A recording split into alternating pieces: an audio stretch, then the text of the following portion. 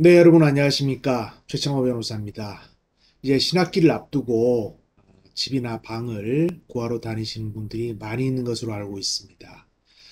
그런데 공인중개사 사무실에 가면 공인중개사들이 이런 말을 자주 합니다.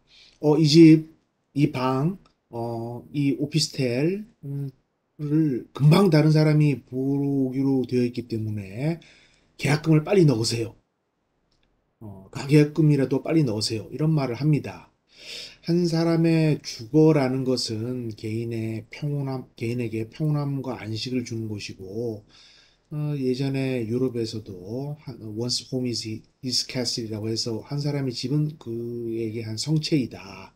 그래서 프라이버시권의 기본이 되는 그런 것이 주거의 안정, 주거의 평온 이런 것이 굉장히 중요한데 음, 이전을 위해서 주거를 구하는 경우에 계약금을 빨리 넣으세요. 라고 하면 요즘 부동산 급등으로 인해서 구하기가 쉽지 않고 임대차 3법으로 인해서 매물이 잠겨 있는 상태고 해서 집 구하기가 상당히 어려운 것으로 보입니다.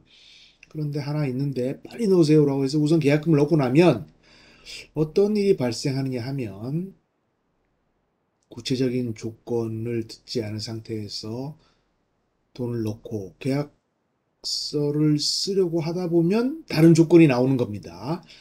지금 있는 사람은 언제 나가게 되는데 언제까지는 방을 비워주지 못합니다.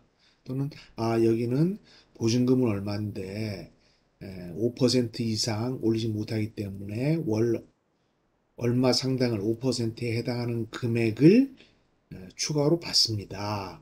관리비는 얼마를 추가로 내셔야 됩니다.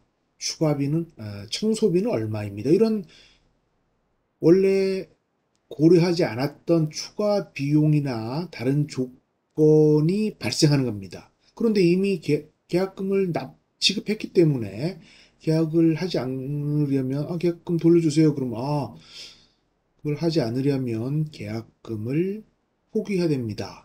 이렇게 나오는 경우에 임차인 입장에서는 상당히 불리한 그런 계약 조건을 수용하지 않을 수 없는 그런 경우가 됩니다. 특히 큰 매물의 가격이 큰 경우에는 더욱더 큰 문제가 발생할 수 있습니다. 현재 있는 세입자를 내보내는 문제, 이사비를 주기 전에는 못 나간다고 합니다. 라고 하면 그거를 해결을 하지 않은 상태에서 계약금을 넣어놨기 때문에 굉장히 큰 문제가 발생하고 매도인 측에서도 우선 가계약금이라도 받고 났는데 매수인 측에서 다른 요구를 한다면 상당히 계약 관계가 그 분쟁 해결하기가 쉽지 않습니다. 따라서 계약 관계를 명확하게 한 후에 계약서 작성을 하고 나서 즉시 계약금을 지급하는 것이 적절하지 않은가. 뭐 그런 생각을 많이 합니다.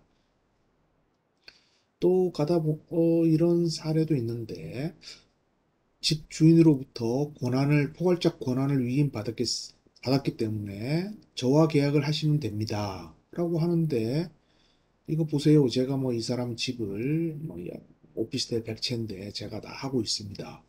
라고 하는데 과연 믿을 수 있겠는가 하는 그런 의문이 들 때도 많이 있죠. 실제로도 집 주인에게는 월세로 계약을 했다고 하고 전부 전세로 보증금을 받아서 도주하는 도주해서 그런 세입자들이 피해를 받기가 어려운 그런 사건도 많이 납니다. 그리고 고층에 있는 경우에 공중회사들이 주로 하는 일이 우선 가서 여기 물 잘 나오죠? 라고 물어봅니다. 그리고 어떤 경우에는 수도를 틀어서 물 잘 나오네 라고 해서 세입자로 하여금 그 점을 확인하지 못하도록 합니다. 그런데 한 집에 물이 잘 나오는 곳이 있고 잘 나오지 않는 곳도 있습니다. 그래서 수도가 다 잘 나오는지 안 나오는지 확인하는 것이 필요하고 수돗물 잘 나오지요? 라고 잘 나오네 라고 중개사가 이야기하는 것을 만연히 믿으면 나중에 고층의 경우에는 아무래도 수압이 떨어지니까 물이 잘 나오지 않죠. 물론 참고 잘 수도 있지만 저층보다는 고층이 아무래도 수압이 떨어지니까 물이 약하게 나옵니다. 이제 신학기를 맞아서 많은 분들이 주거를 이전하려고 하는 그런 경우가 많은데 최근에 발생한 몇 개의 사례를 통해서 여러분과 이야기를 나눠보았습니다. 네, 오늘도 경청해 주셔서 대단히 감사합니다.